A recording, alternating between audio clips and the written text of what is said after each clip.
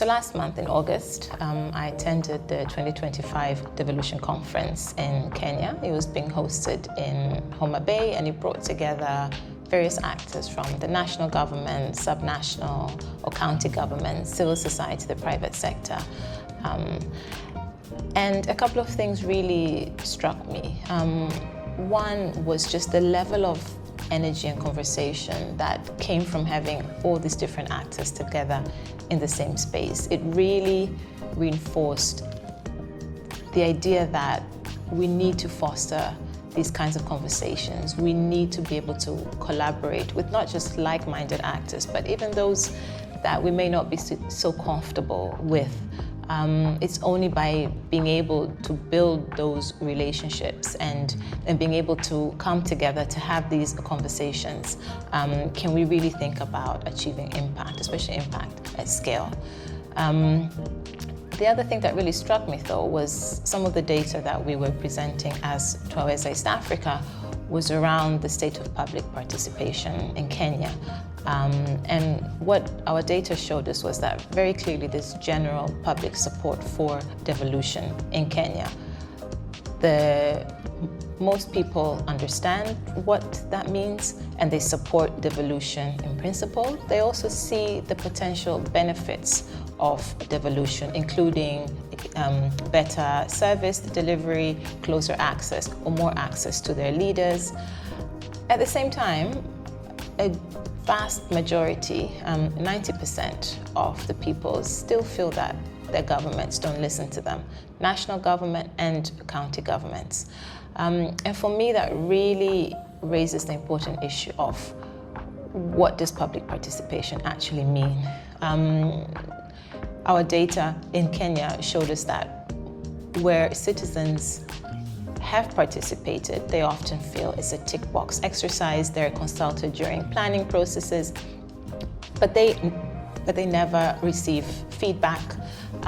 They don't feel that their views are taken on board, and they don't see how their views actually play out, how resources are allocated and how services are being delivered. That also made me reflect on the work that we do at the community level across all three countries, working with change agents or animators. Where we've seen the most impact has been where we've been able to go beyond the formal process of consultation and then delivery. It's been where there's been genuine interaction, where citizens provide their views and inputs.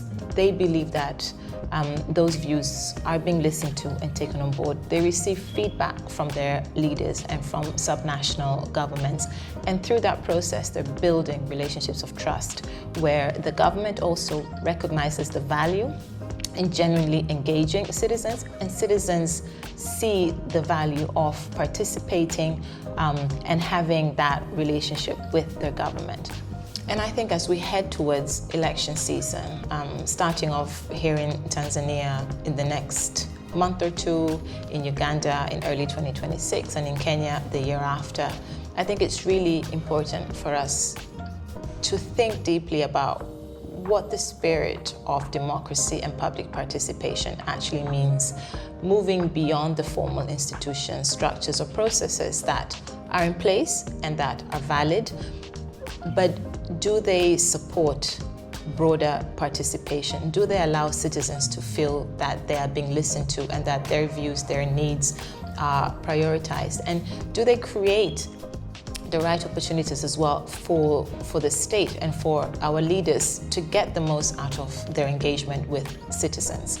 And I think this especially matters to those who feel that they're often not included in mainstream processes, particularly young people, but also women and those living in hard-to-reach areas.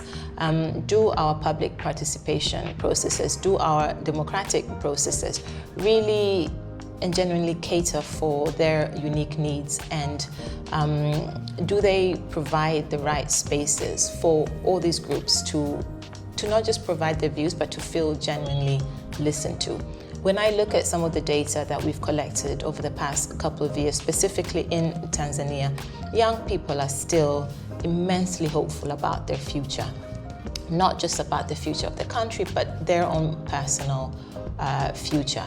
And I think that speaks to a high level of aspiration amongst the young people across the region. How are we responding to that aspiration? How are we ensuring that we are providing the right avenues and the right structures for these hopeful, driven, energetic young people to be able to shape the future of this country, to be able to contribute not just their manpower, but their thoughts, their ideas, and their ambitions.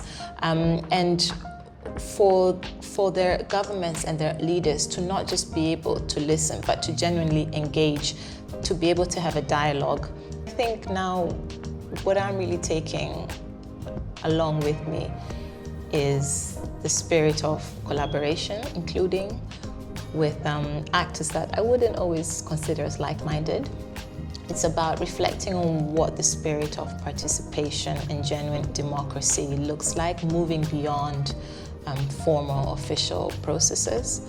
And it's also reminding me what does being listened to feel like?